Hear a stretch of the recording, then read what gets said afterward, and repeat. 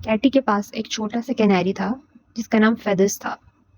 वो एक नीले रंग के पिंजरे में कैटी के कमरे में रहता था। पहले पहले तो कैटी फेदर्स से बहुत प्यार करती थी और उसका बहुत ख्याल रखती थी। रोज़ उसका पिंजरा साफ करती, उसे नया दाना और ताज़ा पानी देती। जब चाय का वक्त होता तो वो उसे एक चीनी का टुकड़ा देती। मगर जैसे जैसे वक्त गुजरता गया, कैटी को उसका ख्याल रखने में मज़ा नहीं आता था। कैटी को उससे बेजारी होने लगी। ना ही वो उसे ताज़ा घास देती, ना ही चीनी का टुकड़ा देती। एक दिन वो उसका पिंजरा साफ करना भूल गई। अगले दिन वो उसे ताज़ा दाना देना भूल गई, क्योंकि उसे लगा कि कैनरी के पास पहले ही काफ़ी दाना है। और एक दिन तो सबसे बुरा हुआ, वो उसका पानी ही भूल गई। जब माँ ने देखा कि फेदर्स के पास बहुत थोड़ा सा पानी था तो उसने कैटी को डांटा। फिर कैटी को शर्मिंदगी हुई। 4 दिन तक फिर तो वो उसका पिंजरा बहुत अच्छे से साफ करती रही और उसे खाना और पानी देती रही, बल्कि एक छोटी सी डिश में नहाने के लिए पानी भी रख दिया फेदर्स के लिए। मगर फिर वो दोबारा भूल गई। फेदर्स बहुत नाखुश था। वो गा नहीं सकता था क्योंकि उसे बहुत प्यास लगी हुई थी। दिन में 20 दफ़ा वो अपने पानी वाली बर्तन के पास जाता और सर हिला हिला कर देखता कि शायद कोई एक आधा कतरा पानी का हो, मगर वहाँ कोई पानी नहीं था। ट्वीट ट्वीट, फेदर्स ने जोर से बोला जब कैटी अपनी गुड़ियों को सुला रही थी। उसने कोई ध्यान नहीं दिया। ट्वीट ट्वीट, फेदर्स ने दोबारा कहा, मगर कोई फ़ायदा ही नहीं हुआ। फेदर्स ने बहुत उदासी से सोचा कि मैं इस छोटे से पिंजरे में हूँ और मैं बाहर निकल के अपने लिए खाना और पानी भी नहीं ढूंढ सकता। काश मैं एक चिड़िया होता तो कम से कम अपने लिए दाना तो ढूंढ सकता, मगर मैं तो इस पिंजरे में बंद एक कैनरी हूँ और अपना ध्यान बिल्कुल भी नहीं रख सकता। बेचारा कैनरी। 2 दिन तक उसके पास न खाने को दाना था और न ही पीने को पानी। कितनी बुरी बात थी। उसने अपना छोटा सा पीला सर साइड पे कर लिया। उसे लगा वो मर जाएगा। सुबह मम्मा ने कैटी से पूछा, क्या तुमने कैनरी को इस सुबह खाना खिला दिया था? कैटी को पता था कि उसने नहीं खिलाया, और जब ये भी पता था कि अगर मम्मा को ये बात पता लग गई कि उसने खाना नहीं खिलाया कैनरी को, तो कितना गुस्सा होंगी। तो आपको पता है कि उस बदतमीज बच्ची ने क्या कहा? उसने कहा, ओ हाँ मम्मा, फेदर्स तो बिल्कुल ठीक है। कितनी झूठी कहानी सुनाई कैटी ने। और कैटी को शर्मिंदगी भी थी इस बात की, और वो लाल हो चुकी थी, मगर मम्मा ने उसका लाल हुआ चेहरा नहीं देखा। वो बहुत मसरूफ़ थी और कुछ कपड़े इस्त्री करने चली। कैटी ने अपने आप से कहा कि मैं अभी फेदर्स को थोड़ा सा खाना और पानी दे देती हूँ, फिर वह कहानी तो नहीं होगी ना। मगर एक कहानी ही तो थी झूठी। और आपको पता, कैटी अभी पिंजरा नीचे ही उतारी थी ताकि उसे साफ कर सके। उसकी अम्मा ने उसे बुलाया, कैटी मैं चाहती हूँ तुम जाओ और मुझे थोड़े से केक्स ला दो। भाग के जाओ, अभी इतना वक्त नहीं है। कैटी ने अपने आप से सोचा कि चलो मैं कैनरी का बाद में ध्यान रख लूँगी। मगर जब वो वापस आई तो वो भूल चुकी थी। फेदर्स उम्मीद कर रहा था कि शायद उसे याद आ जाए, मगर उसे याद ही नहीं आया। फिर अगली सुबह एक छोटी सी भूरे रंग की चिड़िया नर्सरी की विंडो पे आई। वो कभी कभार फेदर से गपशप लगाने आ जाया करती थी। उसने उसे बोला, चुप चुप, कैसे हो फेदर्स? बिल्कुल भी ठीक नहीं, बेचारे फेदर्स ने उदासी से कहा। काफ़ी अरसे से ना मेरे पास खाना है और ना पानी। मुझे तो लग रहा है मैं बहुत जल्द मर जाऊंगा। चिड़िया ने कहा, मैं तुम्हें कुछ ला देता हूँ खाने के लिए। वो उड़ के गया और जब वो वापस आया तो उसकी चोंच में थोड़े से दाने थे। उसने पिंजरे के ऊपर बैठ के वो दाने फेदर्स को गिरा दिए। मगर मैं तुम्हें पानी तो नहीं ला के दे सकता। मुझे नहीं पता मैं कैसे ला के दूँ। मगर फेदर्स, वो छोटी सी पिक्सी नहीं है जो रॉकरी में रहती है, मैं उसको तुम्हारी कहानी बताऊंगा, वो शायद तुम्हारी मदद कर सके। फिर वो चिड़ा उड़ के उस पिक्सी के पास चला गया जिसका नाम चिंक्स था। चिंक्स को जब ये कहानी पता लगी तो बहुत गुस्से में थी। उसने कहा कि मैं उस बुरी कैटी को कैनरी कभी भी नहीं रखने दूंगी, बिल्कुल भी नहीं, बिल्कुल भी नहीं। मैं खुद जाके फेदर्स को आज़ाद कराऊंगी। ये बात सुन के चिड़िया ने कहा, मगर चिंक्स, अगर तुम ये करोगी तो हर कोई उसे उड़ता हुआ दोबारा देख लेगा और उसे फिर से पकड़ लेगा। तुम्हें तो पता है कितना रौनकदार येलो कलर का है वो।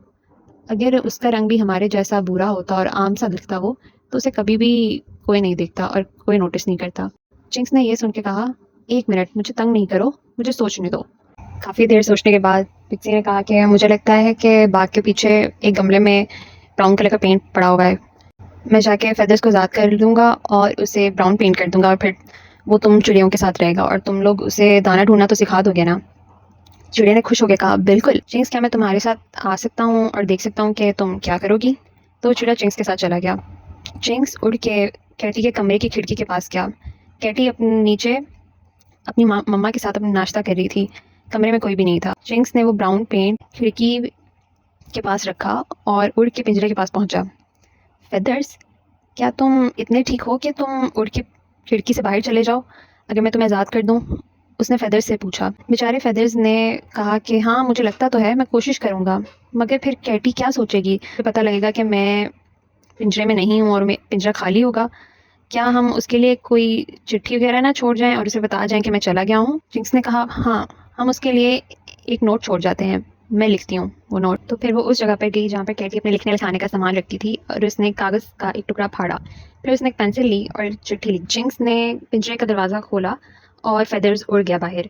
वो खिड़की से बाहर तक तो उड़ गया, मगर उसे बहुत कमज़ोरी महसूस हो रही थी। इतनी में जिंक्स ने वो चिट्ठी पिंजरे के बिल्कुल नीचे रख दी और पिंजरे का दरवाज़ा बंद कर दिया दोबारा से। वो खिड़की के पास गई और अपना पेंट उठा लिया। उसने फेदर से कहा, मेरे साथ चलो उस घने दरख्त के पास, तुम वहाँ आराम से छुप सकते हो और इतने में मैं तुम्हें बुरे रंग का पेंट कर दूंगा और तुम बाकी चिड़ियों की तरह लगोगे। फिर वो उस घने दरख्त के पास गए और उसके बड़े बड़े पत्तों के साए में जिंक्स ने फेदर्स को एक सादा भूरा रंग कर दिया। उसने एक छोटी सी उसकी दाढ़ी भी बना दी उसकी चिन पे, जैसे कि बाकी चिड़ियों की बनी हुई थी, और उसके परों पे थोड़ा सा डिज़ाइन भी बना दिया सफ़ेद सा। जब उसका काम ख़त्म हो गया तो वो धूप में बैठ गया सूखने के लिए। वो बिल्कुल एक चिड़ा ही लग रहा था, बस उसकी टांगें थोड़ी गुलाबी रंग की थी और इतनी मोटी नहीं थी जितनी कि बाकी चिड़ियों की थी। बाकी चिड़ियाँ उसके इर्द गिर्द आई और उसे खुश आमदीद कहा, आओ हमारे साथ और हम तुम्हें दिखाते हैं सबसे अच्छे दाने किस जगह पे हैं, फिर तुम हम में से एक हो जाओगे, उन्होंने कहा। तो फेदर्स उनके साथ चला गया और फिर बहुत जल्दी वो बहुत तेज़ हो गया पानी और खाना ढूंढने में। मगर केटी का क्या हुआ? खैर, जब वो नाश्ता करके वापस अपने कमरे में आई तो उसे फिर अपने किनारे के बारे में याद आया। ओह खुदाया, मैंने तो कल पिंजरा साफ करना था और मैं फिर भूल गई। ये क्या बात है, आज तो मुझे ज़रूर ये काम करना चाहिए, उसने कहा। तो फिर उसने पिंजरा नीचे उतारा और उसे इतना बड़ा धचका लगा जब उसने देखा कि फेदर्स तो वहाँ पर था ही नहीं। वो इतनी देर देखती रही मगर फेदर्स वहाँ पर था ही नहीं। तो फिर भाग के वो दरवाजे के पास गई और उसने अपनी माँ को आवाज़ दी, मम्मा मम्मा, क्या आपने फेदर्स को बाहर निकाल दिया है?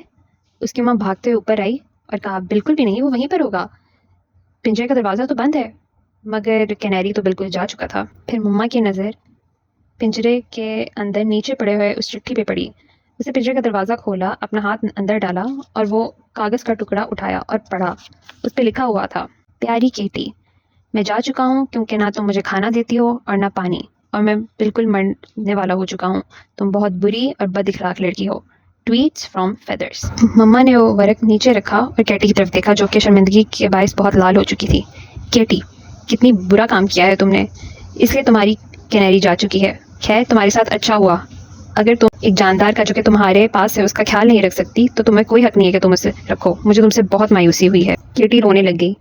उसे याद आया कि फेदर्स कितनी खूबसूरती से गाता था, और उसे ये भी याद आया जब उसे बात करती थी तो कैसे वो अपना छोटा सा सर साइड पे कर लेता था और नहाते वक्त वो कितना स्प्लैश करता था। मगर अब तो वो जा चुका था और कभी भी वापस नहीं आएगा। मम्मा ने उससे कहा कि तुम्हारे साथ बिल्कुल ठीक हुआ है। मैं तो बस उम्मीद कर रही हूँ कि बेचारा छोटा सा फेदर्स बाहर बाग में अपना ख्याल तो रख सकेगा और अपने आप को खाना तो खिला सकेगा, मगर उन्हें फ़िक्र करने की कोई ज़रूरत नहीं थी। फेदर्स तो बिल्कुल ठीक था बाकी सब चिड़ियों के साथ। मगर एक दिन बस ये हुआ कि बारिश हुई और वो उसमें जकड़ा गया और उसका थोड़ा सा भूरा पेंट उतर गया और नीचे से उसका येलो कलर नज़र आने लगा। तो अगर आप किसी दिन किसी एक ऐसी चिड़िया को देखें जिस पे येलो कलर के धब्बे हों तो आपको पता लग जाएगा कि वो कौन है। वो फेदर्स है।